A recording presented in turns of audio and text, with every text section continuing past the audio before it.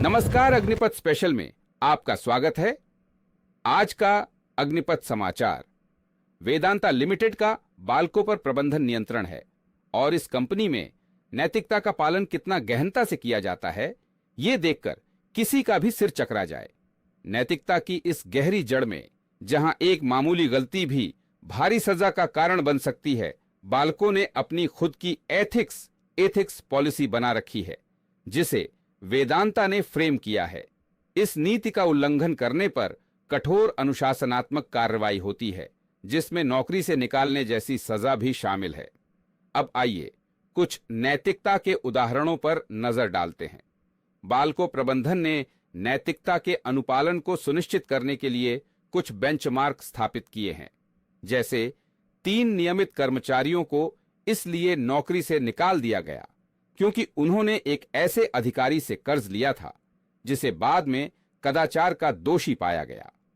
कर्मचारियों का एकमात्र अपराध था कि उन्होंने एक दोषी अधिकारी से कर्ज लिया था। इन कर्मचारियों को एक जांच के बाद बर्खास्त कर दिया गया।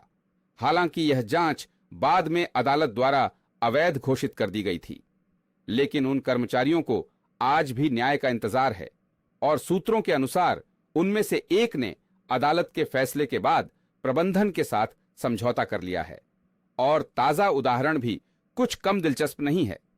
एक कर्मचारी को इसलिए बर्खास्त कर दिया गया क्योंकि उसकी पत्नी के पास एक व्यावसायिक वाहन था जिसे उसने किराए पर दिया और उस वाहन का उपयोग बाल्को में हुआ। इस कर्मचारी ने नैतिकता की कसौटी पर खरा नहीं उतरने की सजा भुगती और उसे अंततः नौकरी से हाथ धोना पड़ा। इस कंपनी में नैतिकता इतनी कठोरता से लागू की जाती है कि एक मामूली गलती भी निरंतर और आवश्यकतानुसार दंड का कारण बन सकती है। उदाहरण के लिए, यदि कोई कर्मचारी साल में 240 दिनों की उपस्थिति पूरी नहीं कर पाता तो उसकी वेतन वृद्धि रोक दी जाती है, लेकिन रिकॉर्ड बनाए जाते हैं और उस कर्मचारी को आने वाले वर्षों में फिर से जांच का सामना करना पड़ता है। और इस जांच की खासियत यह है कि इसे एक निष्पक्ष जांच के रूप में प्रस्तुत किया जाता है, क्योंकि जांच अधिकारी के रूप में कंपनी ठेकेदार द्वारा नियुक्त एक वकील होता है। इस नियुक्ति के लिए कर्मचारी से कोई सहमति नहीं ली जाती और वकील की फीस भी कंपनी ठेकेदार द्वारा दी जाती है। क्या बात है! ऐसी निष्पक्ष जांच, जहां जांच अधिकारी की तनख्वाह कंपनी देती है और कर्मचारी को वकील के माध्यम से अपना बचाव करने की अनुमति नहीं होती। वाह! ऐसा निष्पक्षता का पालन करने वाला कौन हो सकता है सिवाय परग्रहियों, एलियंस के। कंपनी की नैतिकता को पालन करने की पराकाष्ठा यहां तक पहुंच रखती है कि कंपनी के प्रतिष्ठान के बाहर होने वाले विवादों में, जिसमें प्रबंधन के कुछ अधिकारियों और कर्मियों के मध्य विवाद होता है और प्रशासन द्वारा दोनों पक्षों पर अपराध पंजीबद्ध किए जाते हैं, परंतु नैतिकता का पालन करते हुए कुछ कर्मियों को बर्खास्त कर दिया जाता है और अधिकारियों को पदोन्नति प्रदान की जाती है। नैतिकता के परिपालन में कोई कसर न छूटे, इसलिए मूल निवासियों, जिसमें यहाँ के आदिवासी भाई भी शामिल हैं, उन्हें सिर्फ इसलिए कार्य से हटा दिया जाता है क्योंकि वह श्रमिक संघ के सदस्य बनना चाहते हैं। चूंकि मुकाबला परग्रहियों, एलियंस के साथ है, इसलिए मानवीय अधिकारों का मूल्य स्थापित करना बहुत छोटी बात है। अब जब हम कंपनी के प्रमुख प्रबंधकीय व्यक्तियों की नैतिकता के मानकों को देखते हैं तो वहां भी नए बेंचमार्क स्थापित होते हैं।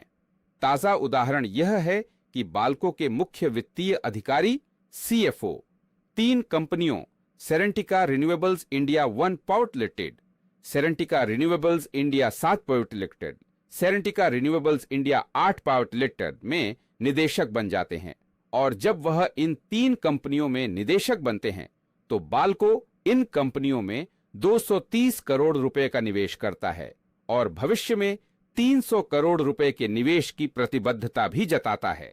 यह देखना बेहद दिलचस्प है कि कंपनी की नैतिकता उस सिद्धांत को स्थापित करती है कि उसका अपना CFO उन कंपनियों में बड़े निवेश की अनुमति दे सकता है जिनमें वह खुद निदेशक है, और ऑडिट रिपोर्ट में बस इस निवेश का खुलासा करने भर से वह नैतिकता से बरी हो जाता है। यह बिल्कुल वैसा ही है जैसे कोई वित्त मंत्री सरकारी निवेश वाली कंपनी का मालिक बन जाए। ये तो कंपनी की कड़ी नैतिकता के कुछ उदाहरण मात्र हैं।